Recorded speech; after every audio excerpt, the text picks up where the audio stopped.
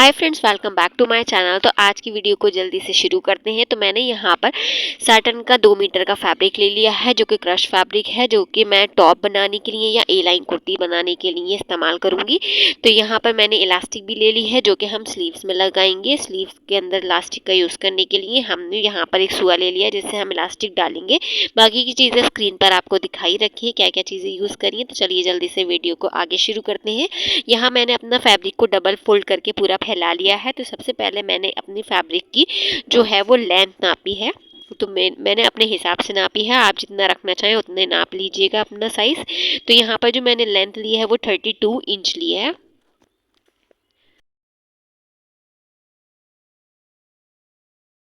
अब यहाँ मैं इसकी चौड़ाई नापूंगी, जो विड्थ होती है कपड़े की। तो मैंने चौड़ाई जो रखी है, इसकी वो चौड़ाई रखी है यहाँ पर 30 इंच की।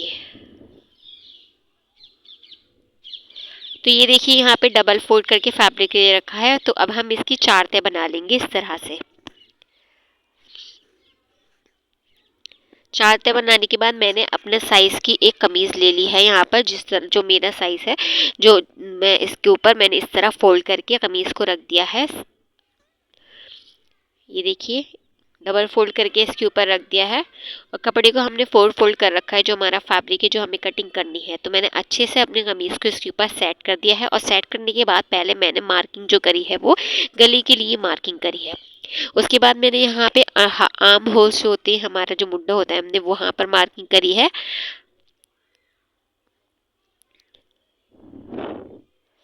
अच्छी तरह से मार्किंग करने के बाद यहाँ मैंने बस्ट साइज़ और वेस्ट साइज़ का भी अपना मार्क कर लिया है।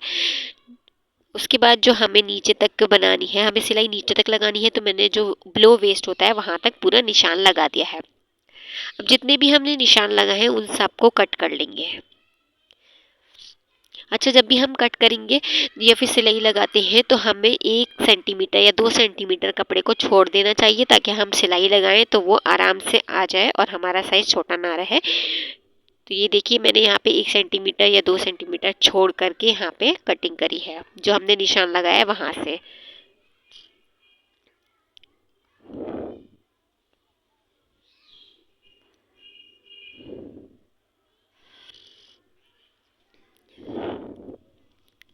यहाँ पे भी मैंने डबल निशान लगा रखा है। डबल इसलिए लगाया है क्योंकि एक हमारा सिलाई का है और दूसरा हमारे फिटिंग करने के लिए है, कि हमें कितनी फिटिंग रखनी है। कटिंग करने के बाद मैंने फैब्रिक को पूरा खोल लिया था, जो हमारे कमीज़ का एक शेप दे रहा था। तो मैंने जो हमारा सबसे पहले फ्रंट पार्ट लिया है, जो कमीज़ का या टॉप का फ्रंट पार्ट होता है, आगे वाला हिस्सा, वो लिया है। और हम उसको अच्छे से सेट करेंगे। और इसका जो गला है, जो आगे वाला गला होता है, हमें थोड़ा डीप रखना होता है। वो आपकी अपनी मर्ज़ी है, आप जितना चाहें डीप रख सकते हैं। तो मैंने भी यहाँ थोड़ा सा डीप रखा है, ज़्यादा डीप नहीं करा है मैंने यहाँ पे। अब ये हमारा क्या है, ये हमारा फ्रंट पार्ट था। अब हम क्या करेंगे, इसी के ऊपर अपना बैक पार्ट रखेंगे। तो पहले मैंने कपड़े को इस तरह से सीधा करके रख लिया है, और उसी के ऊपर मैंने जो हमारा बैक पार्ट है, तो ये हमने इधर से ऐसे उल्टा करके रखा है इसके ऊपर, ताकि हम इसके ऊपर सिलाई लगा सकें। तो ये कपड़ा हमारा जो आगे की साइड है वो आमने सामने हो। अच्छे से सेट करने के बाद यहाँ पर हमने शोल्डर्स पर, दोनों शोल्डर्स की जो साइड से, उस पर सिलाई लगा देनी है। और बाकी जो हमारा ये साइडों वाला कपड़ा होता है, जो हमारी वेस्ट साइज और बस्ट साइज होती है, तो वहाँ पर भी हमें सिलाई लगा देनी है। अच्छे से कपड़े को साइड करते हुए सिलाई लगा रही हूँ मैं, क्योंकि हमारा कपड़ा क्रश था, तो ये बहुत ज़्यादा स्लिपरी भी हो रहा था, साटन फैब्रिक था। तो ये देखिए, सिलाई लगाने के बाद ये कुछ इस तरह का लुक दे रहा था।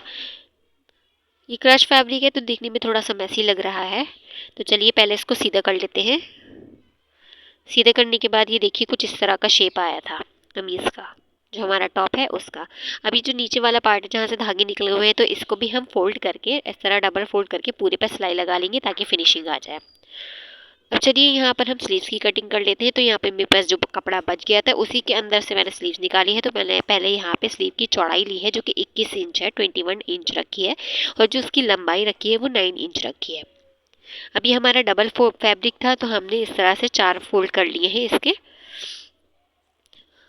अब ये देखिए जो हमारे धागे निकले हुए हैं वो हम आगे की तरफ रखेंगे और जो पीछे वाला पार्ट है उसको हम वहाँ से हम उसका मोटा कट करेंगे, जो हमारी आर्म होल की साइड लगेगा कपड़ा वो कट करेंगे। तो यहाँ मैंने अपने जो कमीज़ अभी स्टिच करी थी वो ले ली है और उसी को हमने उसका जो वो है आर्म होल है उसी को अच्छे से रखा है स्लीव की कटिंग करने के लिए। तो मैंने अच्छे से उसी को रखकर इस पर निशान लगा लिया है। ये देखिए मैंने निशान लगाया है और सिलाई के लिए भी इसमें कपड़ा जो छोड़ना था वो भी छोड़ दिया है। ये देखिए मेरा एक बालिश सही रहता है तो मैंने एक बालिश के यहाँ पे निशान लगाया है। थोड़ा सा कपड़ा सिलाई के लिए छोड़ते हुए हमने यहाँ की इसकी कटिंग कर ली है और स्लीव को शेप दे दिया है।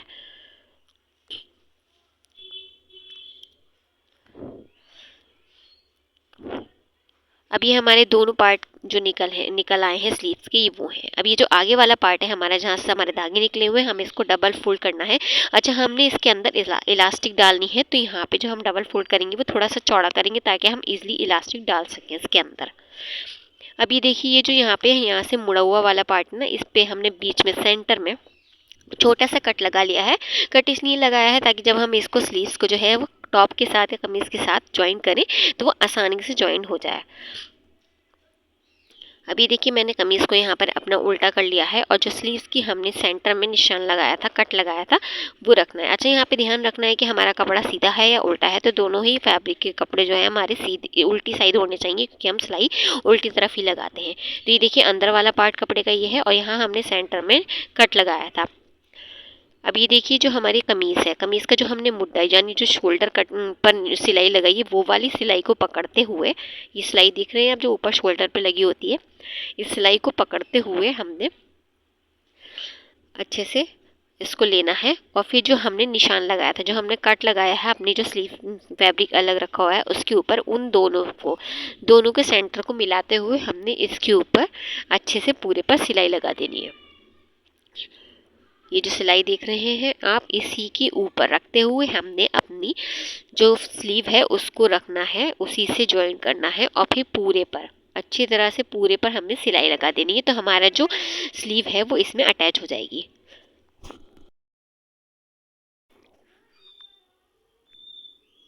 ये देखिए पूरे पर सिलाई लग गई है। मैंने यहाँ पे आस्तीन को पूरा बंद नहीं करा था, ये वो पार्ट है जहाँ पे हमें इलास्टिक डालनी है, तो मैंने इसको भी फोल्ड कर दिया था। तो ये देखिए मैंने इसके अंदर थोड़ी सी जगह रखी है ताकि हम इसके अंदर इलास्टिक डाल सकें। तो इलास्टिक की डोरी मैंने यहाँ पर ले ली है, तो पहले इसको नाप लेते हैं कि हमें कितनी लेनी है। तो मैंने यहाँ पर सिर्फ इतना पकड़ा है एक एक स्लीव के अंदर डालने के लिए, तो मैं आपको नाप के दिखा देती हूँ कि कितना है ये।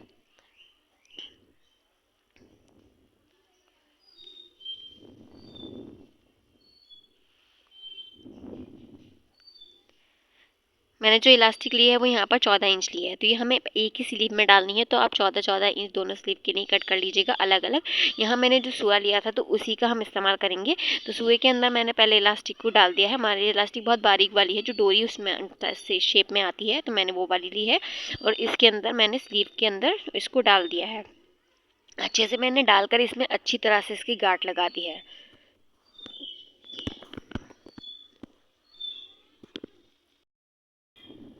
तो ये देखिए जो हमारा साइड का खुला हुआ पार्ट है, अब हम इसको बाद में बंद करेंगे। पहले हम अच्छे से जो हमने इलास्टिक डाली है उसके अंदर अच्छी तरह चुने बना लेंगे। तो ये देखिए मैंने किस तरह से इसमें चुने बना ली हैं। बाकी का जो हमारा कपड़ा है वो सीधा सीधा होना चाहिए आगे की साइड का। तो मैंने यहाँ पे 2 उंगलियाँ छोड़कर, 2 उंबारी छोड़कर हमने यहाँ पे निशान लगाया है और उस पर हम सिलाई लगा देंगे। अब यहाँ मैंने गले की पट्टियाँ कट कर ली हैं। तो ये देखिए मेरे पास कुछ इस तरह से कपड़ा कटा हुआ निकला था, जो हमने फैब्रिक कटिंग करा था उसी के अंदर से। तो मैंने ये इस तरह से 4 पट्टियाँ ले ली हैं अपने गले के लिए लगाने के लिए। तो मैंने इस तरह से इस पर आड़ी आड़ी कटिंग कर लिया है। तो ये देखिए आड़ी आड़ी कटिंग किस तरह से की है। तो उन दोनों को हमें इस तरह से मिलाकर एक दूसरे के साथ मिलाना है और मिलाने के बाद इसके अंदर हमें सिलाई लगा देनी है। तो जितनी भी पट्टियाँ मैंने कट करी थी तो उनको अच्छे से मैंने एक दूसरे के साथ ज्वाइन कर लिया है। ज्वाइन करने के बाद ये एक लंबी सी पूरी पट्टी तैयार हो गई है। ये देखिए अब ये जो सिलाई लगी हुई है, जहाँ पे जोड़ लगे हुए हैं, हमें उसको अंदर की तरफ रखना है। तो हमें कपड़े को जो हमने पट्टी बनाई है उसको पतला सा फोल्ड कर देना है। फोल्ड करने के बाद उसके ऊपर एक और बार सिलाई लगा देनी है।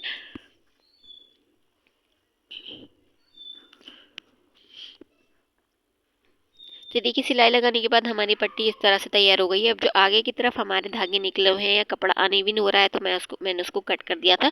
अब यहाँ पे हमने अपनी कमीज़ ले ली है, कमीज़ को हमने सीधा करके रखा हुआ है क्योंकि जो हम गले की पट्टी लगाते हैं वो सीधी साइड से लगाते हैं। तो ये देखिए सीधी साइड ले रखी है मैंने कमीज़ की। अब जो हमने पट्टी बनाई थी वो लेंगे और इसके ऊपर मैंने पट्टी के ऊपर नीचे सिलाई लगाई है वो उसको हमने इधर रखना है। जो हमारा कमीज का गला है बिल्कुल शोल्डर के ऊपर से लेते हुए हमने पूरे पर अच्छी तरह से पूरे पर इस तरह से सिलाई लगा देनी है।